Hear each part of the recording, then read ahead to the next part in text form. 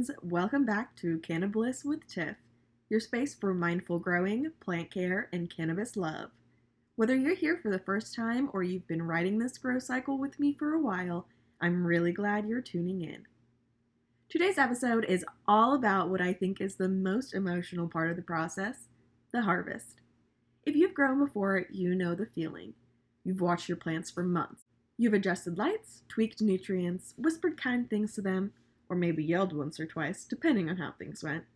Either way, this is the moment everything starts to come together. But the harvest itself, that's just the beginning of the final stretch. Drying and curing are where things either hold strong or fall apart. So today, I'm breaking it all down. Not just how to harvest, but how to treat your flower with care after the chop, so you end up with smooth, aromatic, high-quality bud. Let's start at the very beginning, knowing when it's actually time to harvest. Alright, so first things first. How do you know your plant is ready?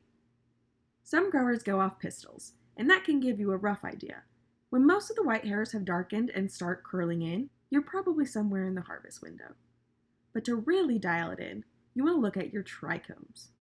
As I mentioned last episode, you want to get yourself a jeweler's loupe or a mini microscope, something that magnifies at least 30 times. Under that, trichomes look like tiny glass mushrooms, and you'll see them go through stages. First clear, then cloudy, and last amber. Clear trichomes mean the plant isn't ready yet for harvest. The potency is still developing. Cloudy or milky trichomes mean peak THC levels. This is where you'll get a more energetic, head-focused effect. Amber trichomes mean the THC is starting to convert to CBN, which gives more of a relaxing, body-heavy effect. I personally like a mix, mostly cloudy with about 10 to 20% amber. That gives you a nice, balanced result. But if you're growing for sleep or pain relief, you might want to let more amber come in before harvesting. Now, once you've picked your ideal effects, timing the actual chop matters too. I usually harvest right before lights come on if I'm growing indoors, or early morning if I'm outdoors. That's when terpenes are most concentrated and haven't started evaporating off from the heat of the day. So once you're ready, you've got your scissors or your shears, and it's time to cut. Now what do? Well, you've got two main options. Cut the whole plant at the base and hang it intact, or cut individual branches. Whatever you choose, try to handle your buds gently. At this point, trichomes are super sticky and also super fragile. Wear gloves if you have them, and always hold the plant by the stems. No squeezing the colas, no tossing things around. Think of it like carrying a wedding cake across a bumpy road. Slow, careful, and minimal handling. Now, here's where things get real. We're getting into drying. Drying is often where growers slip up, either by rushing the process or not realizing how much environment matters. You're aiming for a cool, dark, and gently ventilated space. The gold standard is 60 to 65 degrees Fahrenheit with 55 to 60% humidity and a low, steady airflow. Not a fan blasting your buds, just enough to keep air moving through the space. You want to hang your branches upside down and give them room to breathe. Let them dry slow and steady. Light breaks down cannabinoids and terpenes, so keep the space as dark as possible. So that means no grow lights and no windows. Drying typically takes 7 to 10 days, but it can go longer depending on your environment and how dense your buds are.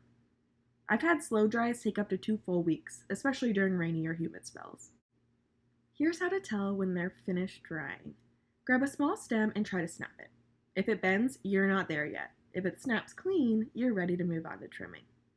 Once you're ready to trim, you've got 2 approaches. Wet trimming, which you do right after harvest, and dry trimming, which happens after your buds are fully dried. I'm a fan of dry trimming because the sugar leaves help shield trichomes during drying. That little layer acts like a jacket, and it keeps things protected and slows moisture loss. But if you're in a really humid area and mold is a concern, wet trimming might be a better fit. It's a little messier, but it can help speed things along.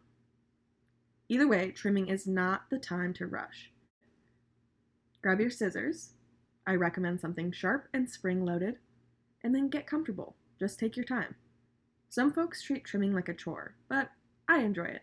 Put on a playlist, get in the zone, and show your buds a little love. Hand trimming gives you a cleaner finish and it helps preserve trichomes. Machine trimmers can save time on big harvests, but they tend to rough up the flower, and you lose a lot of that good stuff to friction and motion. Also, grab some isopropyl alcohol to clean off your scissors while you trim. You'll thank me later when you find out how sticky those blades will get. Now, for what I think is the most underrated step in the whole process, curing. If you've ever smoked a bud that looked amazing but smelled grassy or hit harsh, odds are it wasn't cured properly. Curing is what brings out the flavor and smoothness.